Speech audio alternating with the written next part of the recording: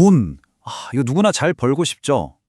근데요, 만약에 우리가 돈을 버는 방식 자체가 아예 틀렸다면 어떨까요? 대부분의 사람들이 정말 필사적으로 돈을 쫓고 있잖아요? 근데 사실은 그 방향이 완전히 반대라서 우리가 쫓을수록 돈이 우리한테서 막 도망가고 있는 거라면요? 바로 이게 오늘 우리가 함께 파헤쳐볼 핵심 질문입니다. 만약 여러분이 평생 믿어왔던 그 부의 공식, 그 낡아빠진 플레이북이 이제는 더 이상 통하지 않는 시대가 와버렸다면 여러분은 어떻게 하시겠어요? 이 개념을 제대로 이해하려면 먼저 돈의 본질부터 다시 봐야 합니다. 돈은요, 그냥 종이나 숫자가 아니에요. 이 소스에 따르면 돈이란 건 인류가 흘린 모든 피와 땀, 그 희생이 꽁꽁 뭉쳐진 결정체라는 거죠. 우리 조상님들부터 지금 이 순간에도 일하고 있는 모든 사람들의 그 노력이 있었기에 지금의 경제가 존재하는 겁니다. 다시 말해, 돈은 그 자체로 살아있는 거대한 에너지 덩어리인 셈이죠. 그래서 돈의 흐름은 절대 무작위가 아니라는 겁니다. 이 슬라이드에서 보시는 것처럼 돈에는 눈이 있어요. 마치 살아있는 생명체처럼 누구에게 머물고 또 누구를 떠나야 할지 스스로 결정한다는 개념이에요. 돈은 자신의 가치를 알아보고 세상을 위해서 바르게 쓸 줄 아는 사람을 찾아 끊임없이 움직이고 있습니다. 자, 그럼 이 새로운 법칙을 이해하려면 먼저 과거의 법칙이 어땠는지부터 알아봐야겠죠? 우리가 바로 얼마 전까지 살아왔던 그 시대의 돈은 대체 어떤 원리로 움직였을까요? 과거, 그러니까 모든 것을 막 쌓아 올리고 성장시키던 선천시대의 법칙은요, 놀랄 만큼 단순하고 또 공평했습니다. 자연은 각자가 가장 간절하게 원하고 소중하게 여기는 것, 그걸 정확하게 돌려줬어요. 이게 바로 과거 시대의 기본적인 우주 질서였던 거죠. 그래서 딱 세 부류의 사람이 있었어요. 첫 번째, 돈을 목숨보다 소중히 여긴 사람. 이 사람에게는 돈이 갔습니다. 두 번째, 지식을 그 무엇보다 사랑했던 사람. 그에게는 지식이 주어졌죠. 그리고 마지막 세 번째, 그냥 성실하게 일하는 것 자체를 최우선으로 삼았던 사람. 이 사람에게는 평생 일할 기회가 주어졌습니다. 각자 원하는 걸 얻었으니 누구도 불평할 수 없는, 뭐랄까, 완벽한 자연의 법칙이었던 셈이죠. 그렇다면 과거 시대에 그 많던 돈을 축적했던 사람들은 도대체 어떤 역할을 했던 걸까요?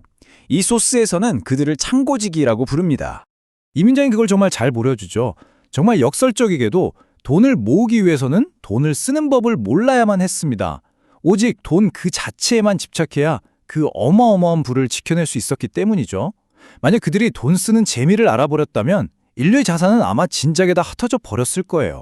그래서 핵심은 바로 이겁니다. 그들의 탐욕과 무지는 그냥 개인의 성향이 아니었어요. 다음 시대를 위해서 인류의 자산을 안전하게 보관하는 데 꼭 필요한 일종의 보호장치였던 셈입니다. 그들은 다가올 미래를 위한 자원의 수호자 역할을 했던 거죠. 그리고 드디어 바로 그 때가 왔습니다. 세상의 운영체제가 뿌리부터 바뀌는 거대한 전환점. 선천시대의 막이 내리고 완전히 새로운 시대가 열린 겁니다.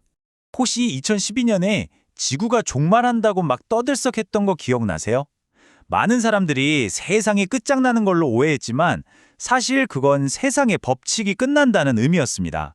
인류가 모든 걸 생산하고 쌓아왔던 70%의 선천시대가 끝나고 이제는 그걸 활용해서 빛나는 인생을 사는 30%의 후천시대가 시작된 거죠.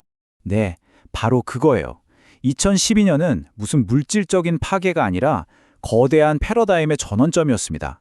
오직 욕심만으로 부를 쌓을 수 있었던 시대가 막을 내리고 이제 완전히 새로운 자연의 법칙이 적용되기 시작한 겁니다. 자, 이제부터가 진짜 중요합니다. 바로 지금 우리가 살고 있는 이 후천 시대에는 돈이 어떻게 움직이는지 그 새로운 법칙을 제대로 이해해야만 해요. 변화는 아주 명확합니다. 과거에는 돈을 그저 창고에 쌓아두는 창고지기한데 돈이 갔다면 이제는 그 돈을 인류를 위해 가치 있게 쓸 줄 아는 사람에게 돈이 스스로 찾아갑니다. 축적의 시대에서 활용의 시대로 게임의 룰이 완전히 바뀐 거죠. 인류는 이제 필요한 모든 걸 다 만들어냈습니다. 지식, 기술, 물질, 모든 자원이 이미 이 땅에 충분히 갖춰져 있어요. 이제 중요한 건 무엇을 더 만들어내느냐가 아니라 이미 주어진 것들을 어떻게 운용해서 세상을 더 빛나게 할 것인가. 바로 이겁니다. 그렇다면 이 역할을 누가 할 수 있을까요? 소스는 이들을 신지식인이라고 부릅니다. 이들은 단순히 학력이 높은 사람이 아니에요. 돈에 깃든 그 수많은 사람들의 피와 땀을 이해하고 그 에너지를 어떻게 써야 인류의 문제를 해결하고 세상을 더 나은 곳으로 만들 수 있는지 아는 그런 지혜를 갖춘 사람들이죠. 이들이 바로 이 새로운 시대의 주인공입니다. 자, 그럼 이 거대한 우주적 원리를 이제 우리 각자의 삶에 한번 적용해 볼 시간입니다. 어떻게 하면 이 새로운 시대의 흐름에 딱 맞춰서 진정한 사용자가 될 수 있을까요? 이 문장의 새로운 시대의 핵심을 그냥 관통해버리네요.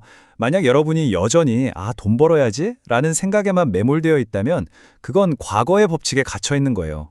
이제 우리가 해야 할 공부는 돈 버는 공부가 아니라 돈을 잘 쓰는 공부입니다. 그럼 어떻게 해야 진정한 사용자가 될 수 있을까요? 여기 4단계가 있습니다. 자, 첫째, 멈추기. 돈 쫓는 거 일단 멈추세요. 그 옛날 방식은 이제 안 통합니다. 둘째, 갖추기. 그 대신에 세상을 널리 이롭게 할 진정한 지혜와 지식을 갖추는 데 집중하는 겁니다. 셋째, 실천하기. 내가 가진 능력과 자원으로 다른 사람의 어려움을 해결해주고 세상을 빛낼 방법을 찾아서 실천하는 거죠. 그리고 마지막으로 맡기기. 이렇게 여러분이 올바른 사용자가 되면 돈은 스스로 여러분을 찾아와서 필요한 만큼 채워주게 될 겁니다. 결국 새로운 시대의 부는 통장 잔고의 숫자로 측정되는 게 아닙니다. 당신이 얼마나 큰 영향력으로 얼마나 많은 사람들을 위해서 자원을 운용할 수 있는가, 바로 그 능력 자체가 당신의 진정한 부가 되는 거죠. 오늘 이야기의 마무리는 이 질문으로 하고 싶습니다. 여러분은 과거의 법칙에 따라 여전히 자원을 끌어안고만 있는 창고지기인가요? 아니면 새로운 시대의 흐름에 맞춰 세상을 위해 자원을 운용하는 진정한 사용자로 거듭나고 있나요? 그 선택은 우리 각자의 몫에 달려 있습니다.